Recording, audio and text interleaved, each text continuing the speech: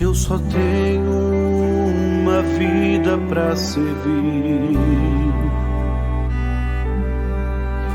e há tantas outras vidas pra salvar.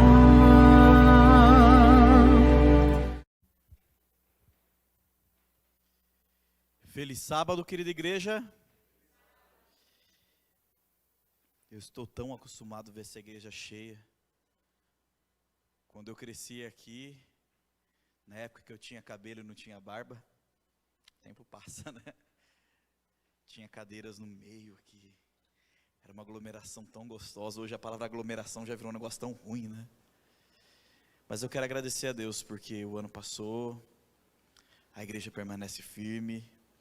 Eu estou em São Paulo, mas ouço relatos de ações dos jovens, de ações da ADRA, de ações nesse momento que o mundo precisa de carinho de verdade da igreja. Isso significa que tanto quem está em casa, tanto quem está aqui na igreja, tem vivenciado a igreja muito mais do que estar na igreja. É gostoso, e oxalá que um dia a gente volte a ter toda essa igreja cheia, a gente lotado e dando nossos sorrisos e cumprimentos e abraços. Mas enquanto isso não acontece, que bom que vocês têm abraçado as pessoas por aqui de outra forma. Eu louvo a Deus pela igreja do Jardim Vanderlei, não só pela formação espiritual que teve em minha vida ao longo de anos, mas pela formação espiritual que tem feito de gerações em gerações. E é tão gostoso quando você entra na igreja e fala assim: poxa, mas eu já não conheço algumas pessoas daqui. Isso significa que a vida da igreja continua existindo. Uma igreja só é viva quando a gente já não conhece algumas pessoas. Outras a gente não conhece porque conhecia como pequenininho, de repente fica grandão do nada, né? A molecada já está dirigindo a igreja.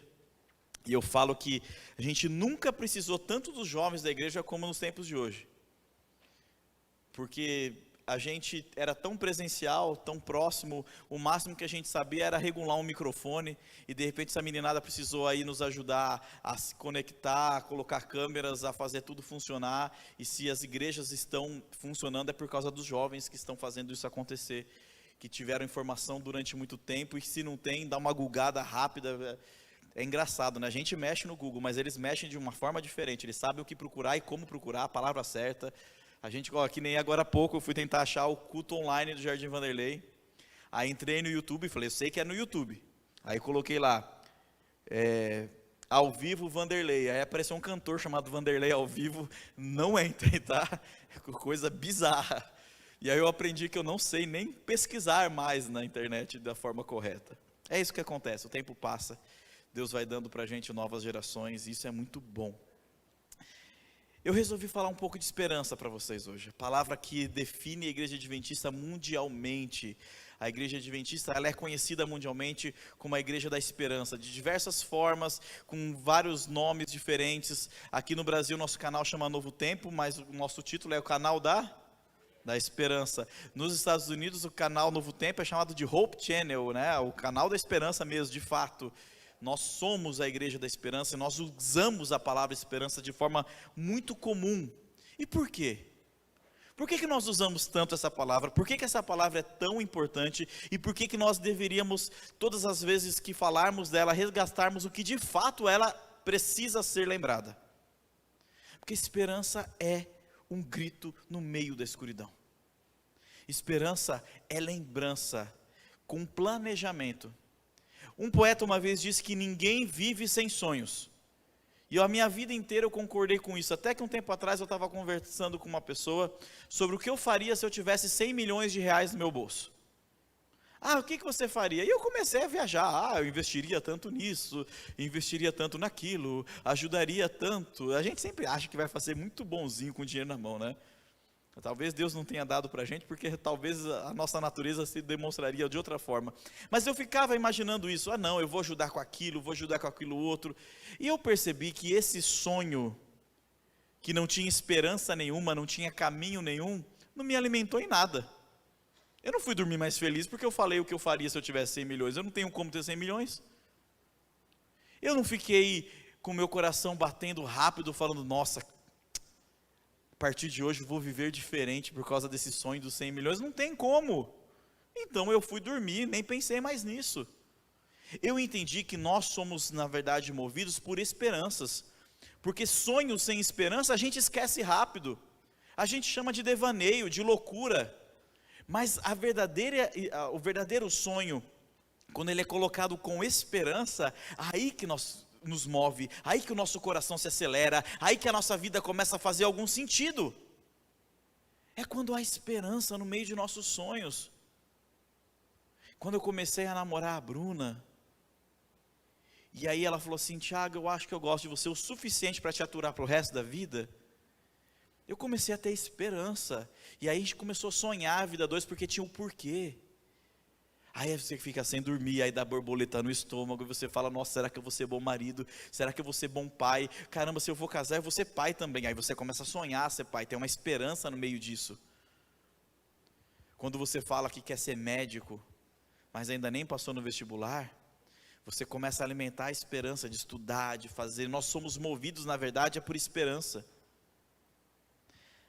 A história define para mim esperança de uma forma muito interessante. Eu gostaria de começar abrindo a Bíblia para vocês em Gênesis capítulo 3, no verso 15. Gênesis 3, no verso 15.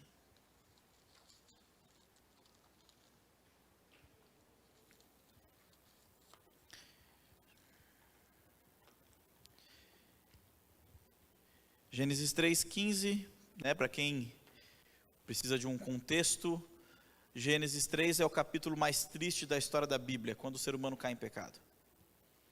Não há mais salvação. Certamente morrerá era a promessa para todo ser humano. Deus vem, conversa com Adão, diz as coisas e as consequências terríveis que aconteceriam com os dois, mas a serpente, Deus faz uma profecia. A serpente que é o diabo, Satanás. Deus faz uma profecia, olhando nos olhos da serpente, Deus diz: porém inimizade entre ti e a mulher, entre a tua descendência e o seu descendente, este te ferirá a cabeça, e tu lhe ferirás o calcanhar. Em outras palavras, através dessa profecia, Deus falaria que a serpente perseguiria a mulher, que é o povo de Deus, durante a vida inteira, mas o descendente da mulher, o grande descendente da mulher, é o que esmagaria por vez a cabeça da serpente na humanidade. A partir dali, o ser humano começa a criar em seu coração a esperança. Erramos, caímos, não há salvação, mas a partir daquele momento havia salvação. Depois disso, Deus pega um animal, faz roupas da pele de um animal para Adão e Eva, simbolizando a primeira tabercularização de Deus com o seu povo, quer dizer, a primeira vez que Deus mostra que um cordeirinho deveria morrer, que alguém deveria morrer em seu lugar. Logo depois, Eva tem o seu primeiro filho, Caim, e ela fala: estou feliz porque Deus me deu um homem, porque na cabeça dela, ela era mulher e Caim seria o descendente. Logo depois, a decepção vem de forma muito forte. E Sete, há também de novo, na tradução do nome Sete, a esperança de que Sete seria o escolhido. E a partir dali, todas as gerações de mulheres esperavam ser delas e do ventre delas a esperança do escolhido, a esperança do homem que viria e mudaria a terra. E o mundo passou, os anos passaram, mas um dia a promessa se cumpriu. E a verdadeira esperança veio, morreu em nosso lugar. E quando a gente falou: agora acabou, já temos o sonho realizado, Ele nos lança uma nova esperança. Esse homem que vocês vissem subir, da mesma forma que vocês viram, voltará. E a partir dali nós nos tornamos adventistas. Todos aqueles que esperavam e que esperam a vinda de Cristo se tornam adventistas. No dicionário, esperança é a realização daquilo que se deseja. Então, tudo aquilo que se deseja e acontece é a esperança, na verdade não é a realização, mas é a chance de se realizar aquilo que se deseja. Ou confiança em coisa boa, isso é esperança. Na teologia, a esperança se encontra dentro de 3 virtudes, chamadas de virtudes teológicas. Virtudes teológicas, quais são essas virtudes? A fé, o amor e a esperança. São consideradas como 3 virtudes teológicas, e dentro dos símbolos sagrados do cristianismo, a esperança aparece como uma âncora. Ela aparece na imagem de uma âncora. Por quê? Vamos lá, Hebreus 6, versos 18 a 20. Pode abrir sua Bíblia no livro de Hebreus, capítulo 6.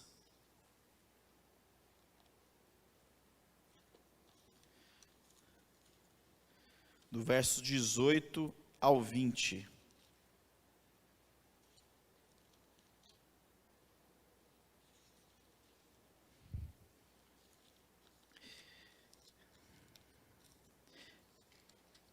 Eu ia pedir agora, falar, alguém que achou, por favor, leia para mim. Mas eu lembrei já que a gente tem limitações de leia para mim, tá bom? Em Hebreus capítulo 6, do verso 18 ao 20, Paulo, que nós acreditamos que ser Paulo o autor de Hebreus, porque a senhora White fala que é Paulo, mas ela não se apresenta um autor em Hebreus dentro da Bíblia. Ele começa a falar sobre a importância da esperança. E no verso 19, o que ele diz? Que a esperança é o quê?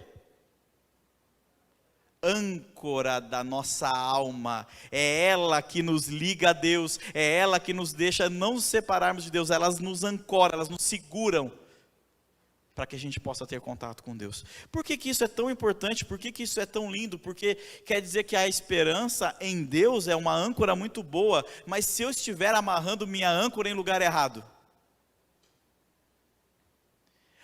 a esperança, ela é na verdade uma ferramenta. A esperança, na verdade, ela é uma ferramenta. E como toda ferramenta, você pode fazer coisa muito boa ou coisa muito ruim. Com um serrote na mão, eu posso fazer um móvel lindo. Eu posso serrar alguém também. Toda ferramenta, ela pode ser um perigo ou pode ser uma bênção. Por muito tempo, quando lançaram as redes sociais de forma muito forte, ainda na época do Orkut, né? Meninos, Orkut é uma coisa que a gente usava, que era bem nada a ver, e que se podia colocar 12 fotos, 12 fotos. E quem era teu amigo fazia um testemunho de você para os outros saberem quem você era. Coisa linda, né?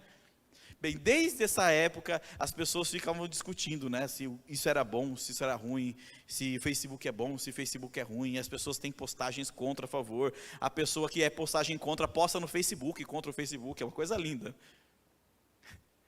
O Facebook é uma ferramenta, você pode usar para Deus, ou você pode usar para a desgraça da sua vida. O Instagram é uma ferramenta. E imagina se não fossem essas ferramentas nessa época de pandemia, o que seria nas nossas igrejas, na nossa comunicação e na nossa pregação do Evangelho.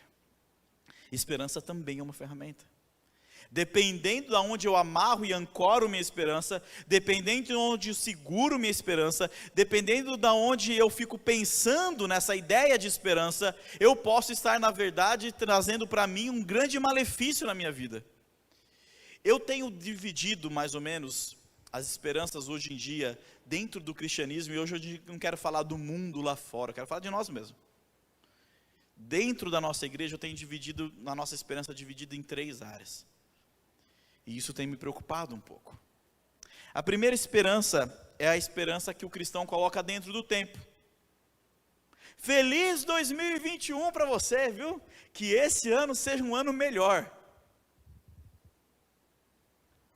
O tempo não fala, o tempo não pensa, o tempo não conversa, o tempo não é pessoa, o tempo não tem piedade, o tempo não tem pensamento, o tempo é só um meio que Cristo colocou para a gente calcular o quanto tempo ele falta a voltar, porque se o nosso coração não aguentaria. O tempo é só uma forma que Deus fez com que o mundo pudesse se olhar e enxergar de que a gente não é eterno enquanto vivemos nesse mundo de pecado. Mas o tempo não é esperança em si. E nós colocamos, tomara que esse ano que venha seja melhor que o ano passado. E a gente continua vivendo do mesmo jeito, fazendo as mesmas coisas, buscando as coisas do mesmo jeito. Uma vez um pastor mais antigo conversando comigo, falou para mim assim: Tiago, às vezes nós temos que pensar se nós temos 40 anos de experiência no ministério, ou se repetimos 40 anos da mesma experiência no ministério. Porque nós achamos, porque o tempo passou tanto, nós somos mais sábios, mas se repetimos os mesmos erros, continuamos com as mesmas burrices. Falei, uau, vou começar a pensar nisso. E aí eu comecei a refletir que o tempo que nós colocamos tanta esperança, ele não pode fazer nada para nós. Deus pode agir através do tempo, você através de suas atitudes pode mudar com o tempo, mas o tempo em si não é nada. É claro, eu não gosto muito da ideia que falam assim, para mim, 31 de dezembro e 1º de janeiro é só mais um dia. Não, meu filhinho, nós vivemos 365 dias corridos, é bom fechar um ciclo para começar outro, faz bem para o coraçãozinho nosso, a gente suporta um pouquinho melhor. Tenta fazer as coisas sem ter um tempo calculado para você ver a pira que você fica. Pega uma mãe que ficou na pandemia sendo professora, oi Thaís, tudo bem? Sendo professora, dona de casa, sendo aquela que ouve os medos de todo mundo, está ali. E que não viu o tempo passar, porque ficou naquela mesma rotina o tempo inteiro, e às vezes até esqueceu de calendário. Uma mãe veio contar para mim na escola, falou, professor, eu brigando com meu filho porque ele não estava estudando, e ele não deixava eu falar, e eu gritava mais alto, ele tentava se explicar, e eu perdida falando, ele falou, mãe, bem-vinda ao sábado, dia do Senhor. Aí ela falou, é sábado hoje. Tenta tirar o ciclo do tempo, você vai ver que as coisas se tornam mais pesadas assim. Mas o tempo em si não é esperança para ninguém. Muito pelo contrário. Pegue alguém que não tem esperança nenhuma e dê tempo para ele, e ele cada vez mais entrará em buracos maiores de sua vida. Fala para alguém que já está desenganado e que não tem a nada a se recorrer, fale para ele, vou te dar 1 ano, ele vai entender que 1 ano é o tempo que ele tem de vida. O tempo não pode ser esperança. Você pode desejar para a pessoa 1 ano melhor, se apegando mais a Cristo. Você pode desejar para a pessoa 1 ano melhor, se apegando mais às boas leituras, aos bons hábitos, aos 8 remédios da natureza. Você pode desejar para a pessoa tudo isso, mas se não há ação no tempo, o tempo em si, ele vai ser apenas um peso maior em sua vida. O segundo meio pelo qual eu tenho visto que as pessoas têm colocado suas esperanças dentro das nossas igrejas, e eu tenho ficado com muito mais receio do que o tempo em si, porque, querendo ou não, o tempo mostra para você que o tempo não te dá esperança. Você vai viver, você uma hora vai perceber isso. Mas existe um outro que tem vivenciado dentro das nossas igrejas, tem se tornado objeto de discussões dentro de grupos internos de nossas igrejas, tem tirado de nós o foco real de tudo que nós fazemos aqui dentro dessa casa, é quando nós colocamos nosso foco em pessoas. Jeremias 17, verso 5, talvez você saiba de cor, diz assim, maldito é o homem, que confia no homem. E aí a gente começa a querer colocar assim, não, é o homem que não confia no Senhor.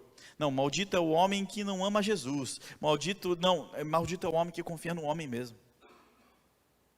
Mas Tiago, ele é um homem de Deus, mas ele é homem. Gente, se vocês saírem daqui, chegarem nas suas casas e falar assim, nossa, olha o sermão do Tiago hoje, que sermão legal, eu confio demais naquele menino. Pronto, acabou o sermão, morreu o sermão na hora. Porque eu aposto com você, se você ficar, não é um dia não, ficar 12 horas comigo, você vai falar, puxa vida, não pensava isso dele. O ser humano, ele é muito errado. E a nossa vida espiritual é uma vida de uma luta muito dolorida. Quem não passa por essa luta dolorida é porque algum problema espiritual está tendo. A nossa vida espiritual ela é dolorida, nós lutamos contra o próprio eu, nós lutamos contra a nossa própria natureza, nós lutamos constantemente para não errar, e às vezes quando chega no final do dia, quando você vai falar, Senhor, obrigado pelo dia, você começa, obrigado pelo dia, porém, desculpa por isso, perdi a cabeça aqui, errei a curva ali, me fecharam aqui e respondi o que não devia. E aí o coração começa a demonstrar quem realmente nós somos. E não há nada bonito quando despimos a graça que há em nós e mostramos só o eu que há vivenciando dentro desse corpo pecador. Mas nós confiamos em pessoas e confiamos muito. E talvez você esteja falando, é verdade, professor Tiago, nós não devemos confiar em pessoas. Eu concordo com você, mas confiamos. Não só confiamos, como postamos, defendemos, brigamos, dividimos família, dividimos igrejas. Começamos a discutir e essas pessoas agora arrumam roupagens para que elas não sejam só elas e para que uma pessoa é fácil de destruir, elas se tornam ideais. Pessoas falam sobre ideais. E aí começa a discussão sobre ideais e discutimos ideais de um lado e discutimos ideais do outro e esquecemos o único ideal que nos demonstra quem somos realmente, que é Cristo, esse crucificado, ressurreto e prestes a vir, doador de vida e liberdade. Nós começamos a ficar defendendo e postamos, e quando alguém que é uma pessoa que fala e fala alguma coisa, a gente comemora e coloca, toma, e o outro fala, descobri que o seu é bandido, toma, e ficamos ali, vivendo como se a nossa vida dependessem deles, dependessem de pessoas. Defendemos pessoas porque acreditamos que elas podem fazer algo por nós, e assim como Israel, girando e gritando em torno de uma estátua de ouro que nada podia fazer, gritamos e nos escarnecemos em torno de pessoas que nada podem fazer por nós, porque nelas não há graça, nelas não há poder de perdão, de renovação de vida, de céu, de vida eterna. Não há nelas nada disso. Brigamos com familiares, dividimos casas, ocupamos o espaço de Twitter, Facebook e Instagram de ódio destilado, simplesmente contrariando tudo aquilo que o Mestre nos ensinou na pregação do Evangelho. E a nossa esperança fica ancorada ali, de tal forma, porque a esperança quando ela é colocada no lugar errado, a gente demora muito tempo para perceber que ela pode nos decepcionar. Todo mundo já foi adolescente aqui. E todo mundo adolescente teve um namoro tóxico. Todo mundo. Só se você for daquela historinha que fala assim, olha, eu tenho esse meu marido aqui e fui o meu único namorado. Aí beleza, acontece. Né? Eu acho que Thaís e André foi mais ou menos assim. Eu lembro que eu era criança, eu vi os dois namorando. Falei, que bonitinho, um casalzinho de adolescente. E casou e tá aí, né? Mas tem gente que não é assim, viu? Eu, por exemplo, já tive namoro tóxico, já fui tóxico, já fiz tudo isso. E todo mundo nessa história, dentro desse caminho, percebe uma coisa: a gente demora para aceitar que a pessoa está fazendo mal para a gente, que a gente coloca a nossa esperança na pessoa. Ô fulano não presta não, que isso, está tudo certo, fulano não está te fazendo bem, não, imagina, você que não é meu amigo de verdade, aí pula para fora. Aí fica sem amigo, se isola com a pessoa tóxica. E aí quando vai ver, está sem amigo, está sem pessoa, está sem nada da vida. É porque a esperança, quando ancorada no lugar errado, a gente tem vergonha. Como a gente grita tão alto essa esperança, a gente tem vergonha de falar que essa coisa está errada. Quando nós colocamos nossa esperança em pessoas, tem isso, essas pessoas têm defeitos. E quando aparece e fala, aquela pessoa que você ancorou sua esperança tem um problema sério, você fala, não, ela é má compreendida. E aí nós ficamos com isso durante toda a nossa vida.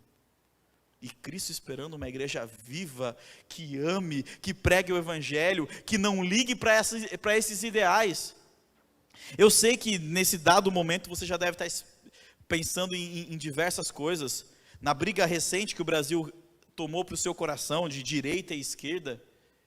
Irmãos, se você tem alguma coisa sobre isso, se você tem colocado sua esperança em alguma questão de filosofia, de política, eu digo para você, na hora de votar, você vai escolher um ou outro. Mas não defenda isso. Sabe por quê? Porque as duas vertentes vieram no mesmo momento da história, no momento do antropocentrismo humanista, onde o ser humano era capaz de resolver o mundo, tanto um lado quanto o outro. Foi desenvolvido nessa época, de um positivismo que o ser humano poderia resolver todos os problemas do mundo. Um centrado na classe operária, outro centrado na classe que faz, mas não importa, era o ser humano que resolveria o mundo. Diga para mim uma coisa, meu irmão, que ser humano tem capacidade de resolver os problemas desse mundo. Nós estamos vivendo atualmente na igreja um medo que a minha vida inteira, na minha infância, até dentro do Vanderlei nós tínhamos. toda vez que algum sermão jovem, que algum pastor falava para a gente assim, olha, nós temos que tomar cuidado para o mundo não entrar na igreja. E a gente se preocupou, era que tipo de instrumento para o mundo não entrar na igreja, que tipo de JA para o mundo não entrar na igreja, que tipo de música para o mundo não entrar na igreja. A gente deixou o mundo entrar na igreja discutindo pessoas falhas, pecadoras, como eu e como você. Discutindo se são boas, se não são boas, se são legais, se não são legais, se merecem nosso apoio, se nós devemos fazer conchavos, se nós devemos entregar santinho, se nós deveríamos aceitá-las. Tirando do âmbito político, nós confiamos em pessoas de outras maneiras. Às vezes colocamos toda a base da nossa vida na pessoa que está do nosso lado, sem colocar essa base em Cristo, e vamos defendendo pessoas e pessoas. Defendemos o pastor como se fosse a pessoa mais correta da igreja, e esquecemos às vezes de respeitá-lo, mas defendemos. É estranho isso, né? Imagina só uma comunidade de igreja formada na visão de que o pastor de uma igreja, ele é um homem que, apesar de suas falhas, dedica a sua vida a Deus. A nossa admiração seria melhor do que a ideia de que é um homem santo que não pode ter nenhum erro, senão já não presta mais para a minha igreja.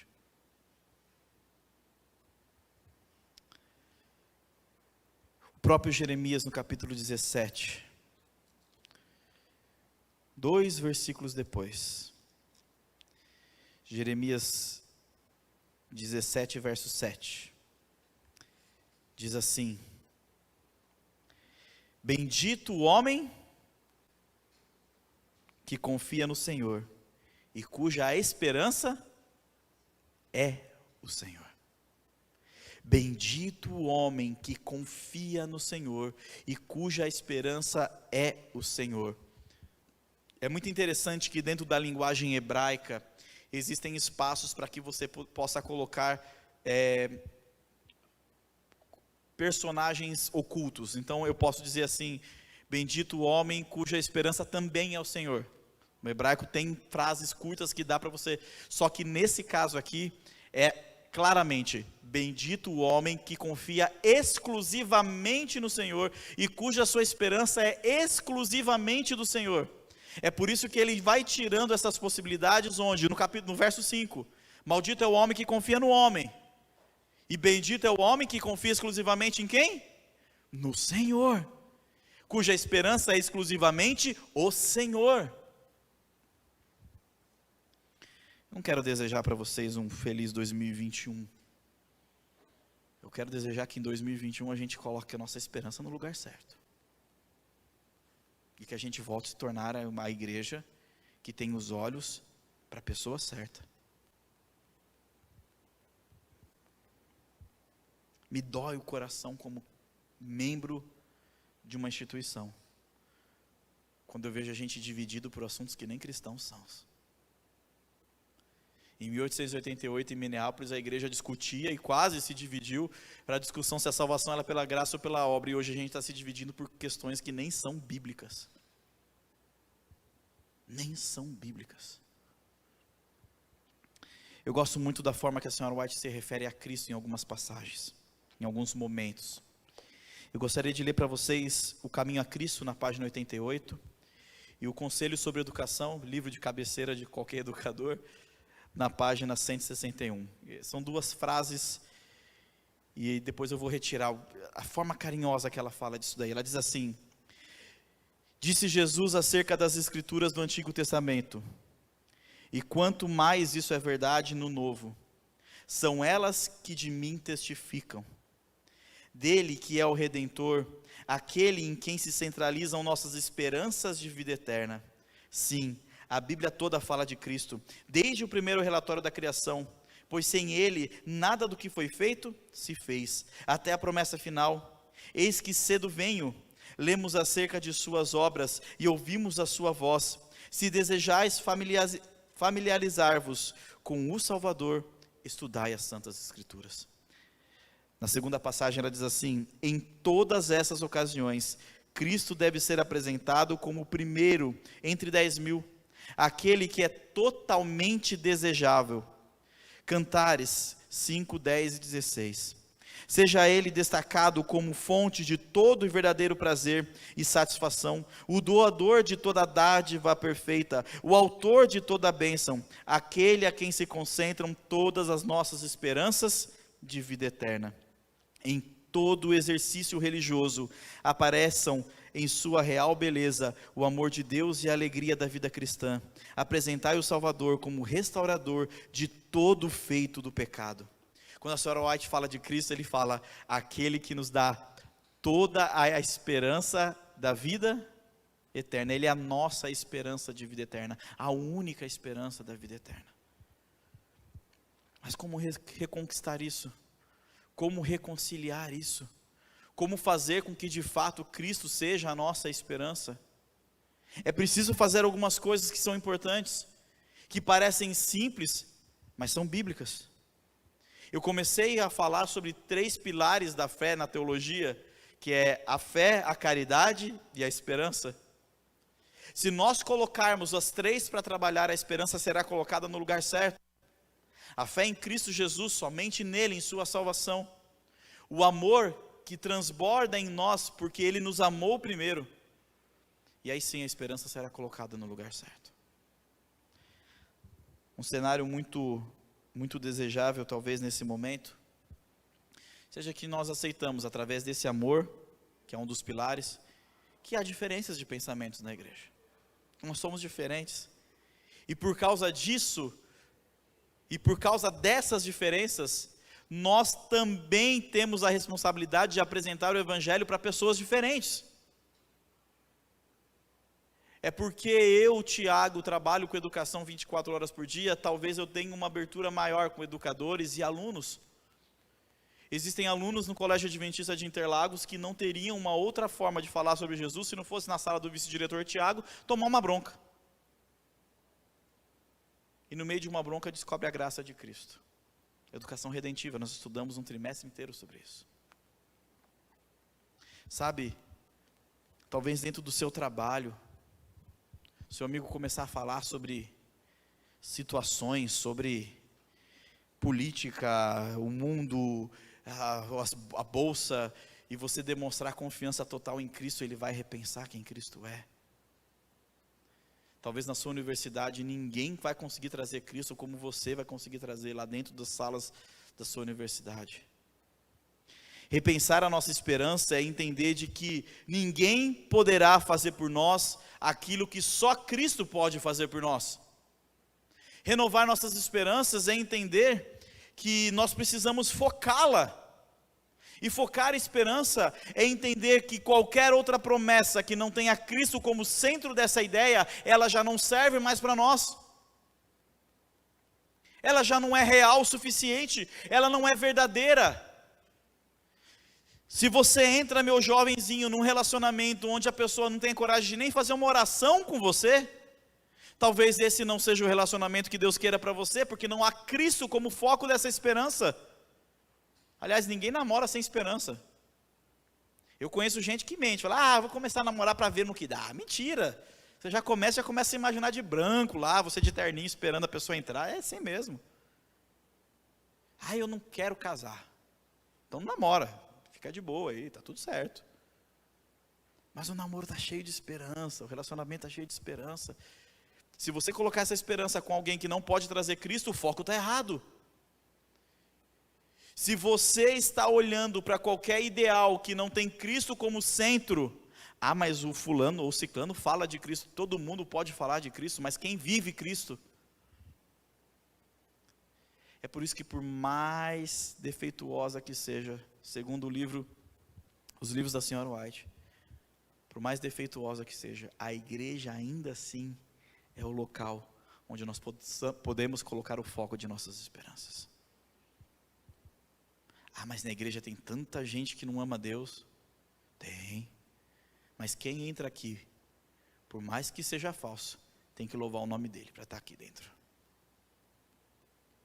Mas como é que eu vou saber? A minha filha esses dias perguntou, 5 anos de idade, papai, o dia que eu arranjar um namorado, pois não, filha, o dia que eu conseguir um namorado, como que eu vou saber se ele ama Jesus de verdade?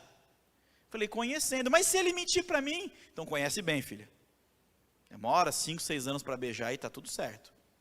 Conhece bem direitinho. A verdade é que é aqui dentro da igreja que ainda assim existem planos, projetos, sonhos e um foco em Cristo. Se nós perdermos isso aqui, não vai haver mais lugar algum. Vamos cuidar com o que falamos, o que discutimos, como vivemos a nossa igreja. Eu sei que você sabe, mas quando você sai fora na rua e começa a andar com o seu carro, com aquele símbolo de fogo atrás do carro, até a forma que você faz a curva, a pessoa vai julgar você. Você é a igreja adventista. Quando você põe aquele uniformezinho azul do colégio adventista, e você vai todo bonitinho para a escola, quando você está andando na rua, até a forma que você dá bom dia, ou que você trata o cachorrinho que passa, as pessoas vão julgar você, porque você é a igreja.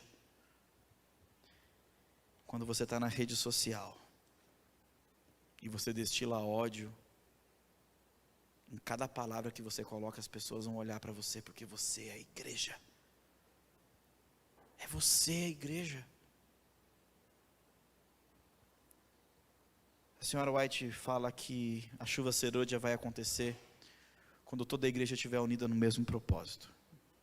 Esse propósito é a esperança da volta de Jesus e a pregação dessa mensagem. Eu sinto que nunca na história da igreja adventista, eu não estou falando isso por saudosismo, porque eu achei que no passado deu certo, não é isso não. Mas eu sinto que nunca na história da igreja adventista a gente esteve tão longe dessa mensagem ser uma mensagem nossa, unida e de pregação. Tirando todos os triunfalismos que nós mostramos através de PowerPoint, olha, batizamos tanto, tirando tudo isso, olhando para a nossa vida, olhando para o nosso dia a dia, olhando para a forma que nós estamos postando, conversando e caminhando, eu tenho medo, muito medo, de onde nós estamos colocando nossas esperanças. E aí vem o clamor, de que depois de uma fase tão difícil, Deus ainda nos ama, e nos mostra a sua graça, o seu perdão, o seu amor. Ele ainda conta com a sua igreja, para que essa mensagem seja feita. E nós somos essa igreja. Nós somos a esperança de muita gente que nem sabe que nós somos ela. E falta a nós essa força para poder reconstruir essa imagem dentro dessa igreja. Podemos fazer isso? Coisa de 1 segundo. É só querermos. É só relembrarmos. É só adorarmos de fato quem é o nosso Deus. Esquecendo de que não é a economia que vai nos dar uma nova vida. Você pode ficar rico amanhã e ter a mesma vida que tem hoje. Não são seus amigos que podem te dar uma nova vida, porque talvez você nem conheça eles o suficiente, ou por mais fiéis que eles sejam, eles não podem te dar a salvação. Não são nossos líderes que podem dar uma nova vida para a gente, apesar de ter uma responsabilidade, e independente de quem esteja no poder, ser a nossa obrigação orar por eles. Mas não é neles que nós colocamos a esperança. Olha que interessante, a Bíblia fala que é a nossa obrigação orar pelos nossos líderes, já entendendo que eles também precisam de Cristo, senão eles não farão nada. E não é dentro do tempo que nós vamos achar também essa resposta. Buscar a Cristo de uma forma sedenta, entendendo que nós temos necessidade dele, e de que faz muito tempo talvez que essa terra não seja aguada, seja nosso objetivo em 2021. Voltar a fazer da igreja um ambiente saudável e focado em Cristo Jesus. Voltar a fazer da igreja, ou criar na igreja, talvez a gente nunca tenha tido isso de forma plena, um ambiente de união tão forte, em que as pessoas conheçam a Cristo através de cada um de nossos dons, cada um de nossos ministérios, sejam eles grandes ou pessoais. Focar em Cristo 24 horas por dia, entendendo que nada somos sem Ele e precisamos dEle constantemente. Entender que a graça de Cristo serve para todos, para quem nós admiramos e para quem não admiramos. E entender que a chuva serôdia não é algo que vai ser derramado de forma temporal, mais uma vez confiando no tempo. Vai chegar uma hora que vai cair. mas dentro de uma ação, de uma igreja que confia em Cristo. Eu não sei de vocês, mas o meu sonho é viver a Chuva Serode. Eu não consigo imaginar, na minha mente humana, como é que é ter tanto poder ao falar de Cristo e fazer com que isso seja feito de uma forma tão poderosa. Eu já fico abismado com coisas pequenas. Eu já fico abismado quando uma igreja ora para uma pessoa e essa pessoa é curada. Eu fico, Deus é maravilhoso. E eu acho que Deus fala assim, Tiago, você não viu nada ainda, filho. Eu fico abismado quando eu vejo uma história como a família do Ferrarito contou, de um homem que foi tudo de errado e agora fala assim, olha, nem o diabo eu tinha quando estava errado. Mas agora eu tenho a Cristo e é com Ele que eu quero ficar. Como é que alguém se transforma assim? Como é que alguém chega a esse patamar? Isso é milagre, isso é poder, isso é Espírito Santo, não tem outra explicação.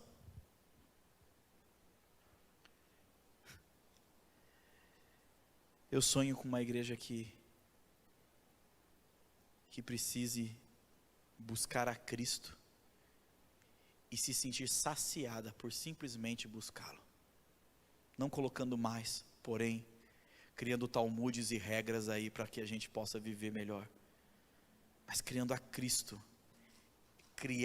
Estar com Cristo, ter sede de Cristo e vivenciar a Cristo já cria em nós responsabilidades enormes que nós somente pela graça dele conseguiremos cumprir.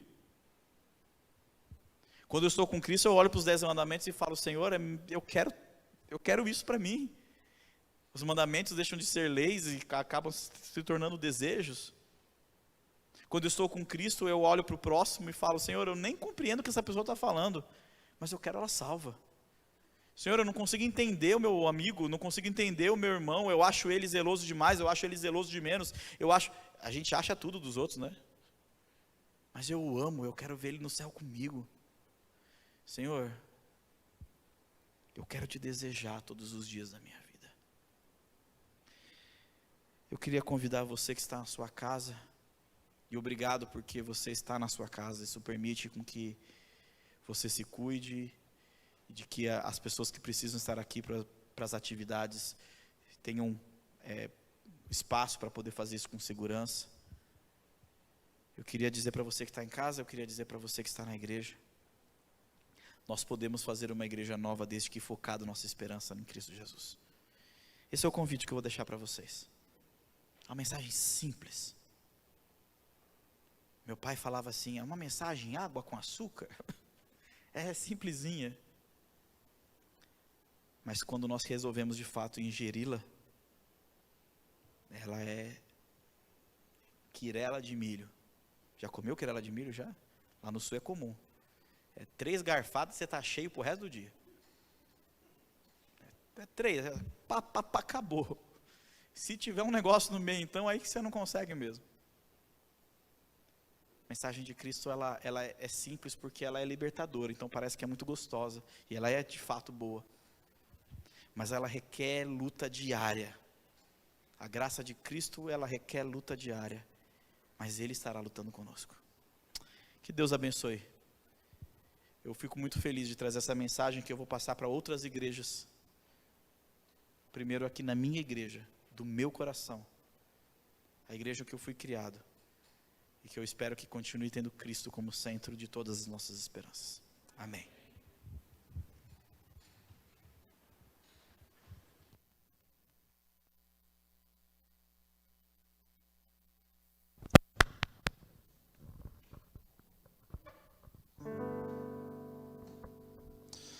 Para finalizarmos esse culto tão abençoado, iremos cantar o hino de número 469, Ó que Esperança. Que você saia daqui com o coração cheio dessa esperança poderosa do nosso Deus.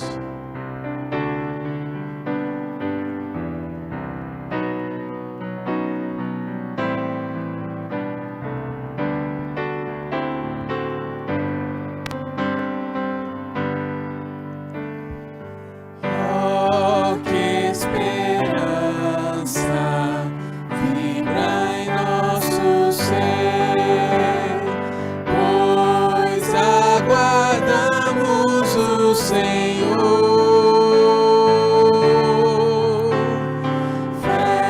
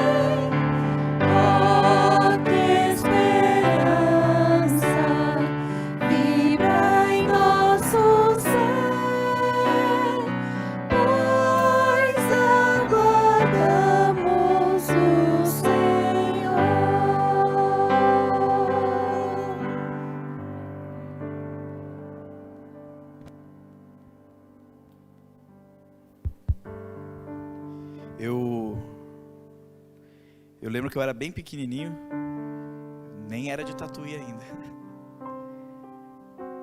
Eu lembro que eu tive a oportunidade de ouvir pela primeira vez que eu me lembro, quer dizer, pela primeira vez que marcou de fato sobre a volta de Jesus.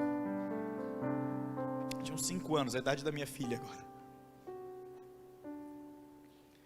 Eu lembro que todo dia, antes de sair, fazer qualquer outra coisa, eu ia para o céu e ficava olhando as nuvens para ver se era hoje o dia que Jesus voltava. Eu pergunto para mim hoje, aonde foi morar essa esperança que foi embora?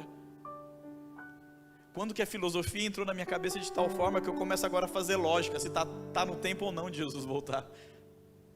Eu começo a fazer cálculo, eu acho que eu sou um matemático do céu. E aí, como eu acho que está muito longe, eu acho que ainda dá tempo de discutir outras coisas, de falar sobre outros assuntos, de viver outras experiências, de sentir algum prazer que não seja aquele de estar ao lado de Cristo. E por causa disso ele vai ficando cada vez mais longe. Porque Cristo não quer que nem que eu fique olhando para o céu, e nem que eu fique vivendo outras experiências. Ele quer que eu faça outras pessoas a viver essa experiência única que mudou a nossa vida. Eu lembro que eu já era frequentador dessa igreja quando me batizei. Ainda era lá no colégio adventista, então eu me batizei na igreja do Laurindo. E eu lembro que daquele dia diante no meu coração eu falei: Senhor, a minha vida é tua, meu coração é teu, é tudo teu. E eu me pergunto de novo, aonde foi parar esse desejo tão grande de servir constantemente ao Senhor? Deus nos deu um novo ciclo, o nome dele é 2021. Eu não quero viver tantos ciclos aqui nessa terra mais não. Então eu quero convidar para a gente fechar nosso olho e pedir: por favor, Senhor, vive em mim, habita em mim, faça por mim e que eu viva para Ti. Quando eu terminar essa oração eu vou começar a cantar o hino Bem Junto a Cristo. Se você estiver na sua casa, ou se você estiver aqui na igreja, canta comigo. É o desejo, é a nossa oração. Esteja conosco, Senhor. Pai querido, Deus de amor, meu coração e minha vida eu te dou. Toma meu coração, toma minha alma. Me perdoa às vezes que os devaneios da vida me levaram para ter outras esperanças e esperar em outras coisas. Me desculpa por discutir com meu irmão, por achar que eu podia ter o meu coração em outras coisas. E obrigado porque nos faz lembrar nesse momento que somente Cristo pode transformar nossa vida de fato. É somente nele que habita a palavra esperança. Ela nem serve para outras coisas, Pai. É somente nele que habitam nossos verdadeiros sonhos de uma vida eternamente feliz, de uma felicidade que a gente nem conhece, apenas sente em pequenos momentos da nossa vida. É por isso, Pai, que eu quero pedir que a partir desse dia, eu e essa igreja esteja bem junto a Cristo.